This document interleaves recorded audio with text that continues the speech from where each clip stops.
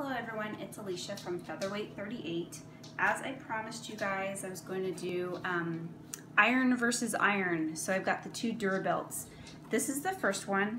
This is just the standard Durabelt travel iron. It's heating up now, and as I was informed, one of the significant differences between the irons is that this one has an aluminum body, correct? Aluminum base? Aluminum base. Aluminum base. So what's the big difference between the aluminum base and steel base? Aluminum transfers heat a lot quicker than steel, so it may heat up quicker and it may get hotter.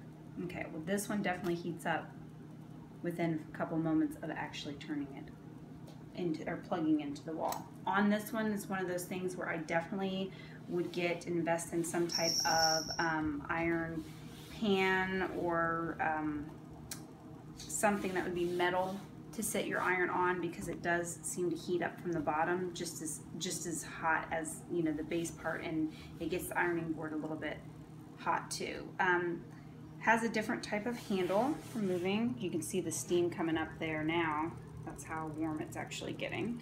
And it's got settings. Oops, our light went out.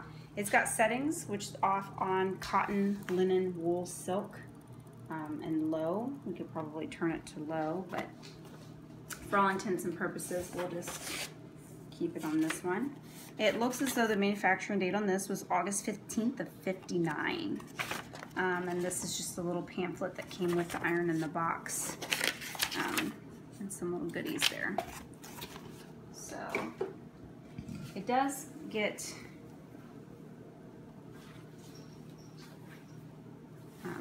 really hot fast.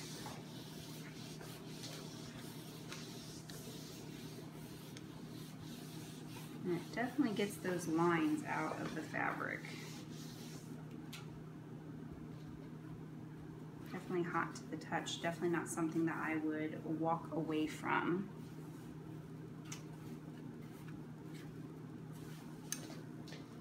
Okay. So that is this guy. And as we continue on and get different types of fabrics, or if you guys are interested in knowing how it does on a particular fabric, and I have the fabric available, I have no problem testing it out and then giving you guys back the feedback. This is the second iron that we've got today. This one right here was the Singer folding iron. From what I've concluded, Durabelt made both of these irons. Singer and Durabelt kind of worked in cognito together.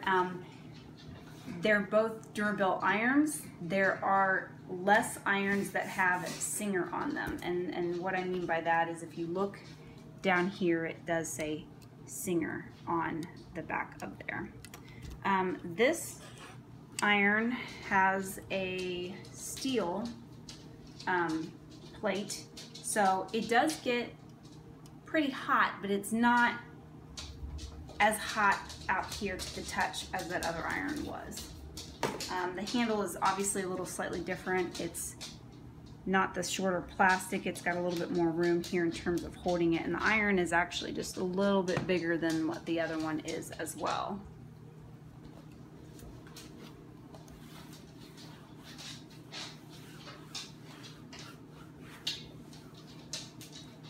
This also has a little tiny setting dial on it.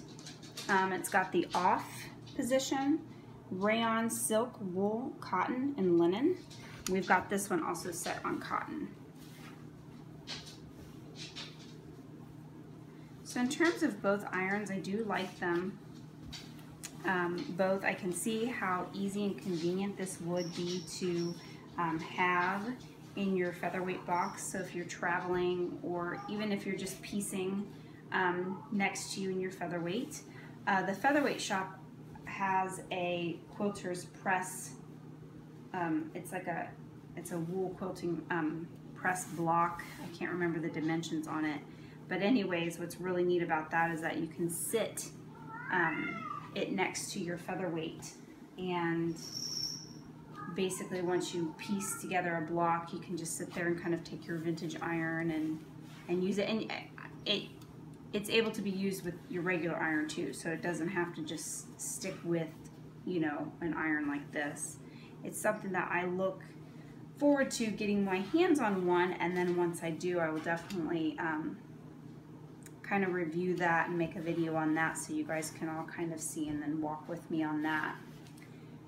So if anybody has any comments or suggestions or is curious about particular fabric or wanting to know more, just send me a message or post a comment at the bottom of the video, and then I can look into it further. So have a good night.